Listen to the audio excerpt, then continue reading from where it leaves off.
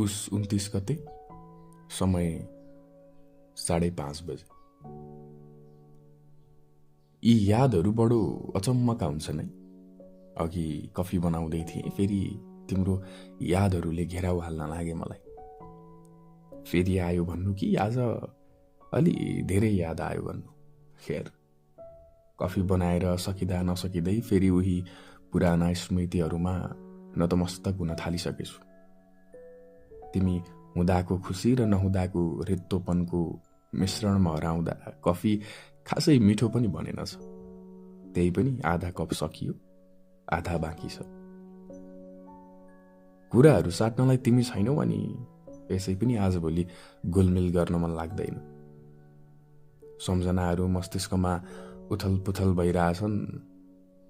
बाहिर चराचुरुङ्गीको चिरबिर छ, थोरै कुकुर भुकिरहेछ, अलि पर ठुलै स्वरमा कोही बोलिरहेछ जस्तो छ, जसको आवाज बिस्तारै मेरो कोठासम्म आइपुगेछ।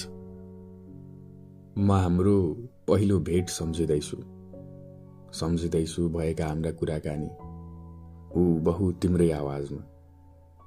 बोल्न मन लागिरहेछ, बोलाउन सक्दिनँ अनि डायरीमै लेखिरहेछु। सन्चै होला ऊ, खुसी होला ऊ, कामहरू राम्रै भइरह होला। तिम्रो जिन्दगी त सेट छ यार।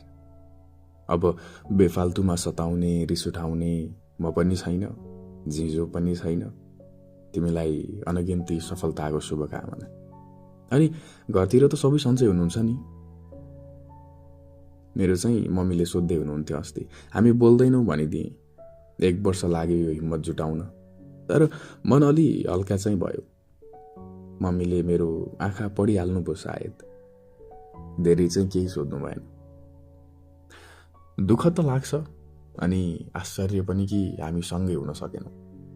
अप्ठ्यारो केही थियो या सायद मन नै थिएन तिमीलाई? छुट्टिनुको विकल्प बाहेक अरू केही राखिनौ तिमीले। हुन त तिम्रोतिरबाट सोच्दा ठिकै पनि होला। तिमी धेरै नै राम्री छौ, हेर्दा पनि अनि व्यवहारमा पनि।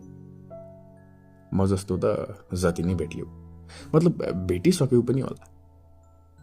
तिमीलाई फेरि बोलाउने हैसियत छैन, तर तिमीले याद गर्छौ कि गर्दिनौ जान्न चाहिँ मन लाग्छ, तर उपाय केही छैन।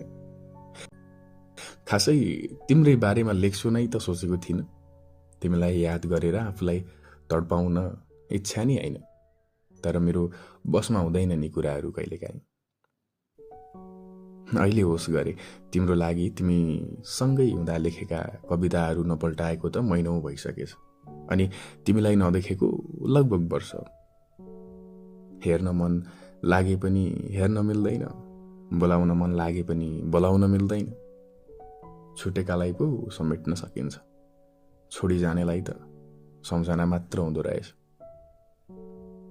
आजकल पनि लेख्छु कविता, गजल लेख्छु।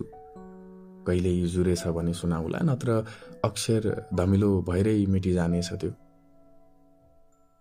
मुस्कुराइराख्नु तिमी बगैँचाको फुल जस्तै, राम्रै गाउँथ्यौ गुनगुनाइराख्नु। म सम्हालिउँला, म बरालिउँला, म नरहुँला, तर तिमी सधैँ जितिराख्नु, सधैँ खुसी हुनु। खैर, अब दुःखका कुरा लेखेर नि काम छैन। खुसी तिमी सँगै छुटिहाल्यो, तिमी अन्त कतै हराइहाल्यौ।